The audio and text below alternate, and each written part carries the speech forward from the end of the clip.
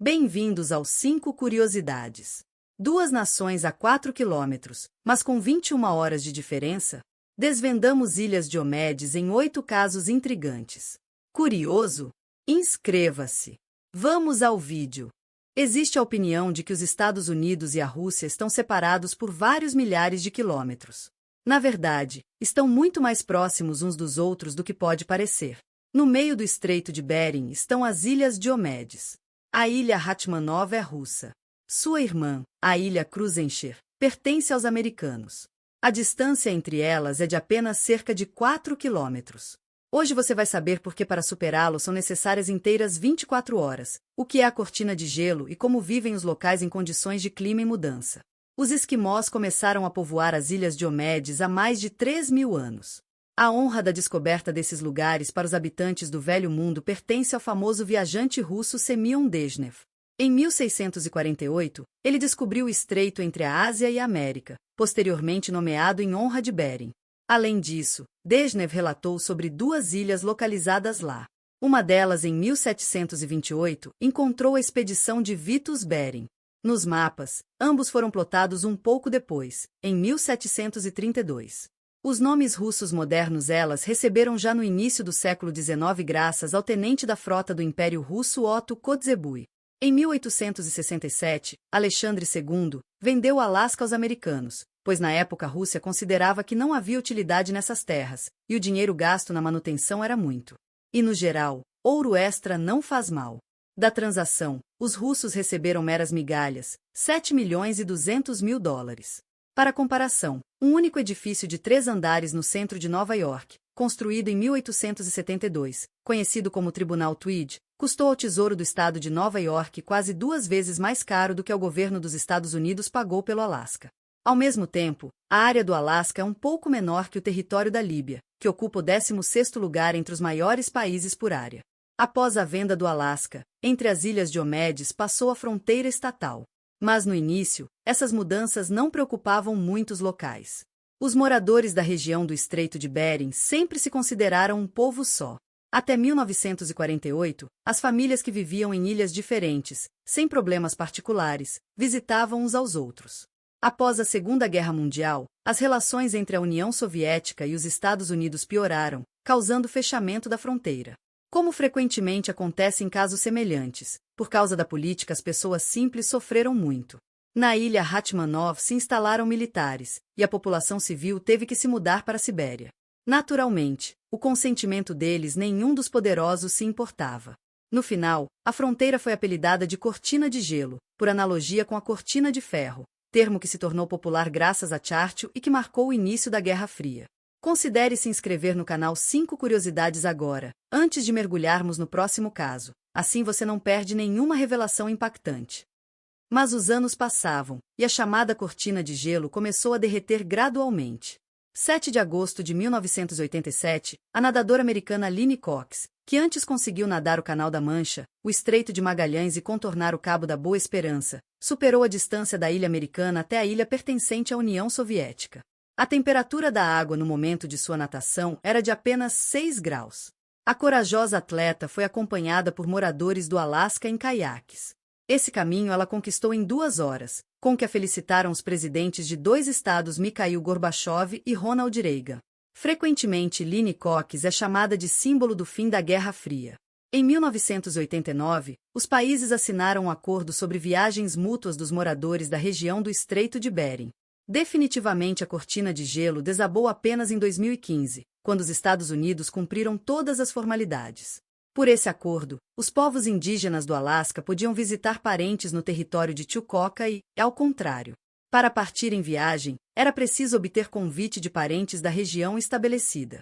Ficar em visita era permitido não mais de 90 dias.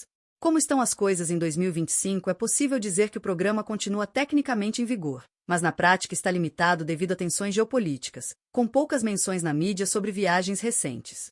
Como já foi dito antes, as Ilhas Diomedes separam uma distância verdadeiramente ridícula, uns 3.750 metros. Mas se você quer se sentir um viajante no tempo, então superá-los é uma ótima maneira de fazer isso. O fato é que as ilhas são divididas pela linha internacional de mudança de data e estão em fusos horários diferentes. A diferença no tempo é de 21 horas. Além disso, nós estamos à frente dos americanos. Por isso, a Ilha Hatmanov às vezes é chamada de Ilha do Amanhã, e a Ilha Krusenstern, Ilha do Ontem. Esse fato curioso se tornou amplamente conhecido para o público estrangeiro em março de 2021, quando o blogueiro do TikTok com o Nick Laubandrio postou um vídeo, no qual explica como se pode chegar rapidamente da Rússia aos Estados Unidos a pé. No entanto, aqui ele mentiu um pouco. Devido à mudança climática entre as ilhas não se forma gelo firme, como antes. Também ele contou sobre a diferença no tempo. A publicação se tornou viral e coletou milhões de visualizações, após o que muitas mídias escreveram sobre isso. Isso foi uma verdadeira descoberta para os americanos. A característica incomum das ilhas dá espaço para fantasia. Por exemplo, pode-se celebrar o aniversário 2 vezes por ano. Ou primeiro celebrar a chegada do Ano Novo na Ilha Hatmanov, e depois voltar no tempo e comemorar novamente na Ilha Krusenstern.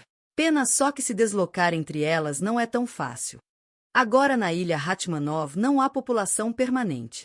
Apenas militar. O primeiro destacamento de guardas de fronteira chegou aqui em 1941. Casa de madeira de 6 quartos, armazém e banheiro. Para eles trouxeram em navio de Vladivostok junto com produtos, roupas e armas. A vida nesses lugares é severa. O inverno dura 9 meses. Além disso, tem que suportar não só temperaturas muito baixas, mas também ventos fortíssimos. Além disso, 300 dias por ano a ilha é envolvida por névoa densa. Por causa dela, helicópteros aqui são raros. Eles voam apenas uma vez a cada 2 ou 4 meses, para entregar comida e correio. Na unidade servem apenas contratados. Além disso, os principais bens da civilização que eles possuem, televisão, telefone e assim por diante.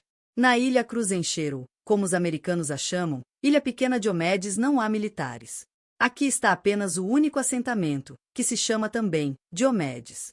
Quando se vê esse assentamento de altura, surge a sensação de que é um dos lugares mais isolados do planeta. Nele vive uma comunidade pequena e modesta de esquimós, contando um pouco mais de 80 pessoas. Hoje na ilha tem cerca de 30 construções, incluindo casas residenciais, construídas principalmente nos anos 70 e 80 do século XX. Mas apesar da aparência modesta, no assentamento há lavanderia, consultório médico, localizado no andar superior do mesmo edifício. Também a escola, da sala de aula da qual se abre vista para a ilha russa. A biblioteca, heliporto e antena de satélite para televisão, telefone, fax e acesso à internet. Os estoques da loja na ilha se limitam a uma pequena quantidade de comida, bebidas, roupas, armas de fogo, munições e combustível. Tudo que não se pode comprar na loja, precisa encomendar pelo correio de ancoragem, que no inverno não chega tão frequentemente. Como em muitos outros assentamentos de habitantes indígenas do Alasca, importação e venda de álcool são proibidas. A eletricidade fornecida por geradores a diesel, e a água para uso no inverno é tomada de fonte montanhosa, depois processada e armazenada em reservatório enorme. Devido ao permafrost eterno, a colocação de tubulação subterrânea é dificultada, por isso os moradores devem carregar água manualmente. O trabalho na ilha é principalmente limitado ao assentamento.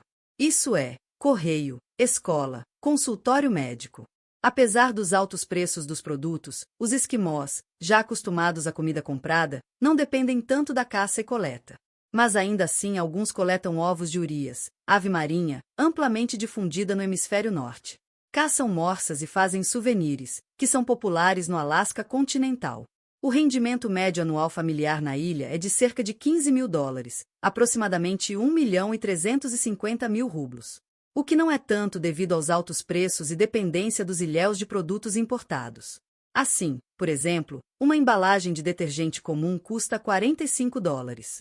Em geral, a vida na ilha não é só complexa, mas também cara. Ultimamente, os problemas dos esquimós também são as mudanças climáticas, com impactos como o derretimento do permafrost causando colapso de estruturas e aumento de ursos famintos. A cada ano fica mais quente. Com isso sofrem no modo de vida tradicional. Os ilhéus, especialmente a juventude, começaram a pensar aos poucos sobre realocação. Mas apesar disso, viajantes notam que os locais parecem pessoas mais felizes do que muitos moradores de grandes cidades. Isso é tudo, amigos. Compartilhem este vídeo se gostaram. Avaliem dar um like, e também escrevam sua opinião nos comentários.